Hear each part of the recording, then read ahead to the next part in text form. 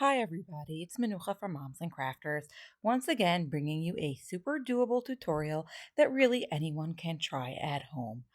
This time we're going to be using gypsum, otherwise known as plaster of Paris, to make a really cute oval tray.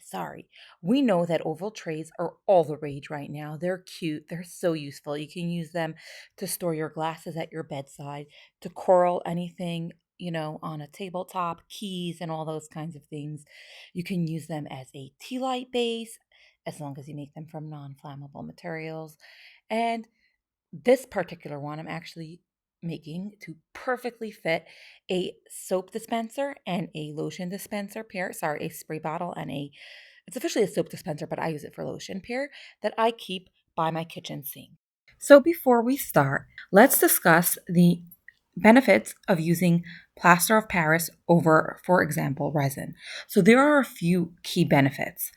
The main benefit is that the cure time is like vastly different. Resin to fully cure, you usually need like even 2 days. You need the proper environment. For gypsum or plaster of Paris, it usually cures in like, I believe, half an hour to an hour. I don't exactly remember. It's been a while since I made this video. I personally cannot take responsibility or liability for any of these safety issues, so I recommend that you do your own research. However, generally speaking, I find it to be a little bit less, toxic than resin. It's not as badly a skin irritant. I don't have as many issues with inhaling it. So I do find it a little bit more of a friendly material to use. It is to some degree fire resistant, meaning I don't think you want to actually set it on fire, but I do feel comfortable using it as, a candle holder or something like that. But again, I do recommend that you do your own research and look into the features of the specific brand that you're purchasing, of the exact product that you're purchasing. Always do that. Another thing is that it requires far less mixing than resin. In general, it is just so much easier. You mix it. You don't have to wait. You don't have to measure. You just have to generally get the texture right. The biggest downside to using plaster of Paris is that you end up with a very soft material. So, and it's not waterproof or anything like that. It is highly porous. It's easy to break. It's highly porous. So I like to use it for things that I pretty much leave in one spot and that don't get wet. Now, because I'm making it to sit by my sink, I am going to need to seal it in some way. But generally speaking, you do want to use it in a non-wet and very, safe kind of non-moving environment. All right, so let's get started crafting our adorable oval tray. We're going to start by measuring out our plaster of Paris. So you're going to want roughly a 2-to-1 ratio of 2 parts plaster powder to 1 part water. However, the main goal will be to get the texture right, and the texture is going to be roughly like a pancake batter. It is important to know that you can really add any water-based color into this, and I'm adding some acrylic paint just to give it a little bit of a tan color that I prefer. Now, my favorite approach for doing this is to mix the paint right into the water. That way I can make sure that it's evenly distributed before it starts solidifying, and I also don't waste time from when it's mixed with the actual powder, because one of the downsides of working with plaster of Paris is that you have very little working time. So by mixing the coloring into the water first, you have it prepared before things start kind of activating. Next, you're going to want to add the plaster of Paris, but you're going to want to do it slowly, mixing as you go along so that you don't end up with clumps. So go ahead, measure that out, mix it, and keep on going until you have this pancake batter-like texture that can pour, but sort of leaves a bit of an impression and has a little bit of, structure to it. Now it's time to add our mixed together plaster of Paris to the mold. Now, I do not prepare my mold in any way. I just put it straight in. What I do is I first put it around the edges. Because this is a bit of a thicker material that doesn't pour as smoothly as resin, you're going to want to really make sure to get it into all the cracks. And I do use a very large, wide, stir stick, or rather a like tongue depressor kind of jumbo craft stick thingy, to push it into all the corners.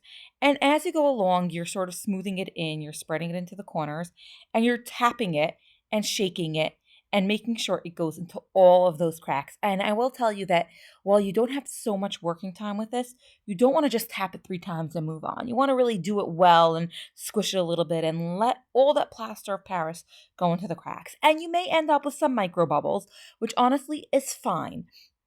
But you want to avoid some, real larger pockets that eat a chunk out of the rim of your tray. So go ahead, shake it, tap it, bang it, do what you need to do, and then fill it until it's level. And I do recommend leveling it to some degree, but it will self level, especially as you tap it to some degree as well. Now, once your tray is prepared in the mold, you're going to let it cure until it's ready to demold. Obviously, follow the package instructions. However, usually 20 to 30 minutes is about right. So now we're ready to demold our project. So we're pulling that out of the mold, and look how great that looks. There are hardly any ear pockets or bubbles. There is this little sort of rim around the bottom edge, which is normal, and it took us about 30 seconds to sand that off. And your plaster of Paris tray technically is ready to use, but we are going to do a little bit of finishing off.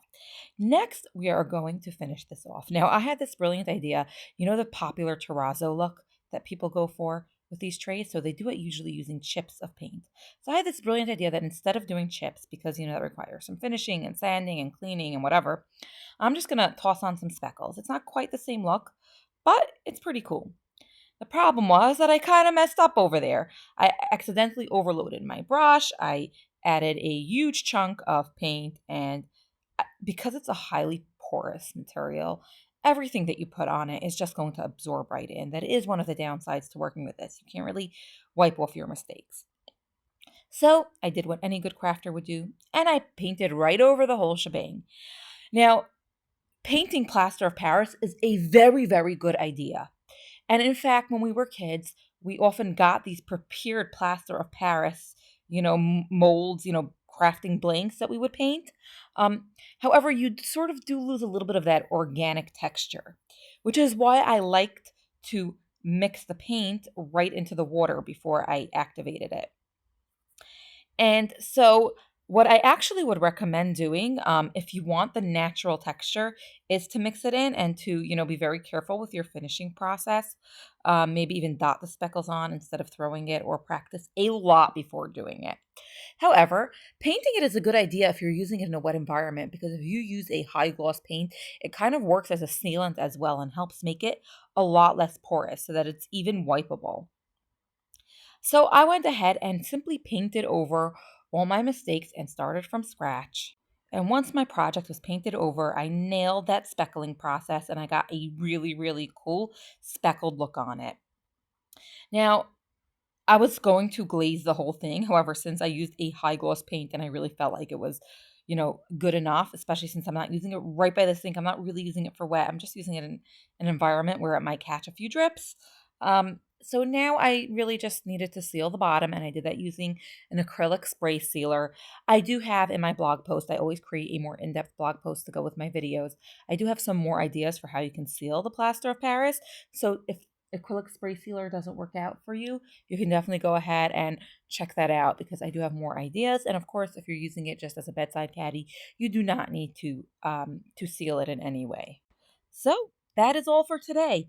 I hope you enjoyed learning the basics of working with plaster of Paris. And go ahead and fill all of your resin molds with plaster of Paris. Play around. It is a really, really fun and easy material to work with. I am working on some napkin rings as well, making these. I'm going to be using the same method as I used to make my resin napkin rings. So go ahead and check out that video on my channel. Check out the blog post for more details. Of course, subscribe if you enjoyed this video. I really tried to share in-depth craft tutorials that are doable, that anybody could do. So if you enjoy that kind of thing, subscribe, comment if you have any questions, and of course, hit the like button on this video so that more people can see it. Have fun crafting!